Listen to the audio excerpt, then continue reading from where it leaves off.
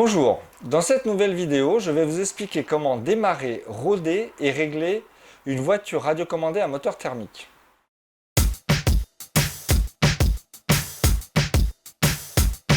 Le matériel. Vous avez donc le kit proprement dit qui est composé de la voiture et de sa télécommande. C'est la boîte sortie d'usine. Ensuite, accessoires indispensables, le démarrage donc avec un kit qui peut être composé comme celui-ci, avec le chaud-bougie, la pipette, quelques outils. Également indispensable, des piles ou voire mieux une batterie pour la réception de la voiture. Donc c'est ce qui va vous permettre d'alimenter et la télécommande et la voiture en réception. Et le dernier accessoire indispensable, évidemment, le carburant, puisque on parle d'une voiture à moteur thermique, donc à essence. Les accessoires supplémentaires que je vous conseille vivement. Vous n'en aurez pas besoin dans un premier temps pour démarrer la voiture, mais vous en aurez rapidement besoin pour l'entretien. L'huile de filtre à air, qui va vous permettre de huiler la mousse du filtre à air, pour éviter évidemment que la poussière s'introduise dans le moteur. L'huile moteur, c'est l'huile qu'on met une fois qu'on a fini de rouler. Vous mettez quelques gouttes pour éviter notamment l'oxydation. Le frein filet pour les vis qui ont tendance à se desserrer. La bougie supplémentaire qui va vous servir assez rapidement parce qu'on conseille vivement de la changer après le rodage, compte tenu que celle qui est fournie, qui va servir pour le rodage, va quand même souffrir. De l'outillage, bien évidemment. Et le support qui va vous permettre de roder, de régler la voiture.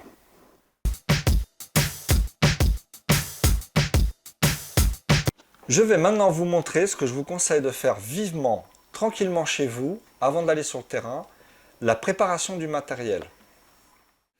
Le déballage de la voiture. Donc là, comme je vous disais tout à l'heure, c'est le kit, sortie d'usine. Donc évidemment, il va falloir sortir toute ça de sa boîte.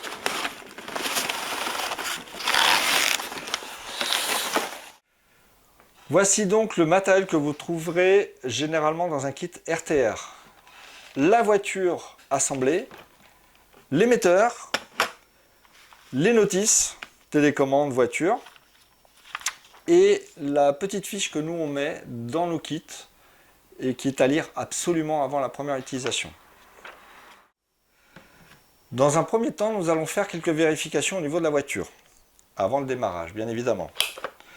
Donc, j'enlève la carrosserie. Et dans un premier temps, je vais faire une vérification visuelle du matériel pour voir s'il n'y a rien de suspect, s'il n'y a pas un fil qui traîne, quelque chose de coincé quelque part. Je vous conseille également, parce qu'on a déjà eu le cas, de resserrer, de vérifier le serrage des roues. Ça vous évitera de perdre une roue pendant le rodage. C'est désagréable. Je vais maintenant alimenter l'émetteur. Ici, nous avons un émetteur qui fonctionne avec 4 piles. Je vais maintenant alimenter la partie voiture, ce qu'on appelle la réception. Donc, comme je vous disais tout à l'heure, ici on préfère la batterie plutôt que les piles. Donc je vais enlever le boîtier porte-piles, mais je ne vais pas l'utiliser dans un premier temps. Vous pouvez éventuellement l'utiliser juste pour le rodage en statique. Pour rouler, je vous conseille plutôt la batterie, c'est beaucoup plus sécurisé. Donc voilà, j'installe ma batterie en réception, en faisant gaffe aux polarités, bien évidemment. J'ai installé les piles dans l'émetteur, j'ai installé la batterie en réception dans la voiture. Je vais maintenant pouvoir faire des tests. Donc j'allume d'abord l'émetteur, toujours, comme on l'a dit dans nos vidéos précédentes. Et ensuite, la partie réception, donc la voiture. Apparemment, ça fonctionne. Maintenant que tout est alimenté, nous allons pouvoir commencer les premiers tests. Vous pouvez commencer par le frein, déjà, bien évidemment, pour voir si la voiture freine. C'est indispensable. Et autre chose très importante, aujourd'hui on a la chance, la plupart des radiocommandes sont équipées d'un système qu'on appelle le fail-safe. Le fail-safe, c'est ce qui va permettre à la voiture de s'arrêter automatiquement en cas de perte radio. Pour vérifier si celui-ci est réglé, c'est très simple. Vous éteignez l'émetteur, La voiture ne reçoit plus d'infos, donc elle doit se mettre en position frein. S'il n'est pas réglé, faites-le. Vous avez le réglage qui est fourni dans la notice. Et nous avons également fait une vidéo précédente dans laquelle on détaille le réglage du fail-safe. Deuxième étape dans les vérifications, la direction. Là, je vais avoir besoin du support, de façon à ce que les roues de la direction ne touchent pas le sol. Je commence déjà par voir si c'est bien réglé au niveau droite-gauche. Donc quand je tourne le volant à droite, les roues vont à droite, je tourne à gauche, ça va à gauche. Donc tout va bien. Deuxième chose, je vais vérifier le débattement des roues. Ici, sur cet émetteur, on a ce qu'on appelle le dual rate, steering dual rate, donc le débattement de direction. À quoi ça sert? Donc si le réglage n'est pas suffisant, les roues ne tournent pas. Si au contraire, j'en mets trop, ça va forcer. Ça va forcer sur le cerveau de direction et ça, c'est pas bon parce que c'est comme ça qu'on abîme les cerveaux. Donc, je vais trouver le bon réglage de façon à ce que les roues braquent au maximum, mais je ne force pas pour autant sur le cerveau de direction. Autre détail très important, la mousse du filtre à air qui doit être huilée. Donc ça, c'est à vérifier. Donc là, c'est le cas, elle est bien huilée. Il ne faut surtout pas rouler avec une mousse de filtre à air non huilée. Donc si elle n'est pas huilée, il faudra la huiler. Ici, ce n'est pas la peine puisqu'elle est huilée d'origine. Une autre étape indispensable avant de commencer le rodage, le chaud-bougie que vous devez recharger. Celui-ci est livré non chargé. Vous avez le chargeur qui est fourni. Donc vous allez le charger, il faudra lire les instructions. En général, c'est du 4, 6, 8 heures. Voilà, il s'installe comme ceci. Vous le branchez sur une prise de courant et vous laissez le temps nécessaire. Si le chaud-bougie n'est pas chargé, évidemment, vous ne pourrez pas démarrer.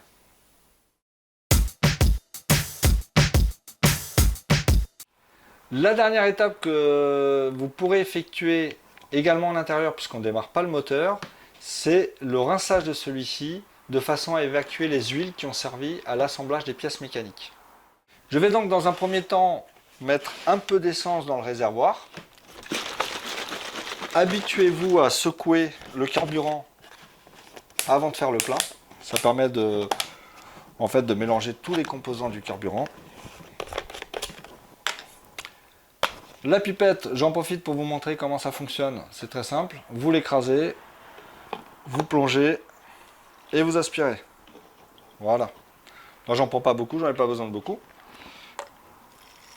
J'en mets un petit peu dans le réservoir, comme ceci. Et je vais maintenant amorcer le moteur.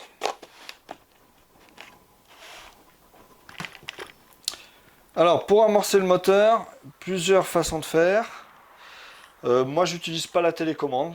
J'accélère manuellement le carburateur, ici, en faisant bouger le cerveau de gaz frein.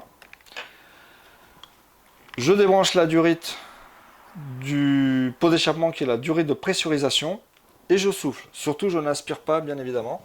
Donc, je souffle carburateur ouvert. Comme ceci.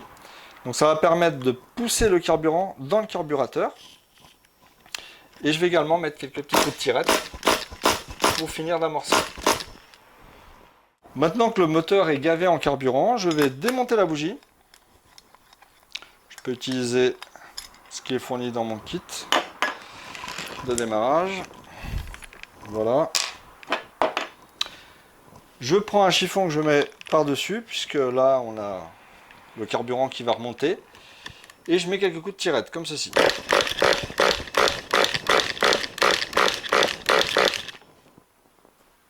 Je répète l'opération plusieurs fois, vous pouvez le faire 2-3 fois.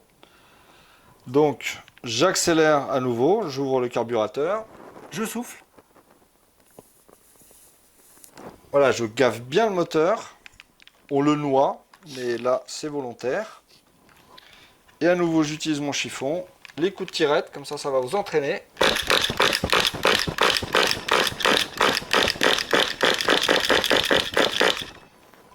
Et voilà. Vous pouvez également vérifier qu'il n'y ait pas trop d'essence après, comme ceci. Et là, on peut dire que le moteur, il est prêt à être démarré et rodé.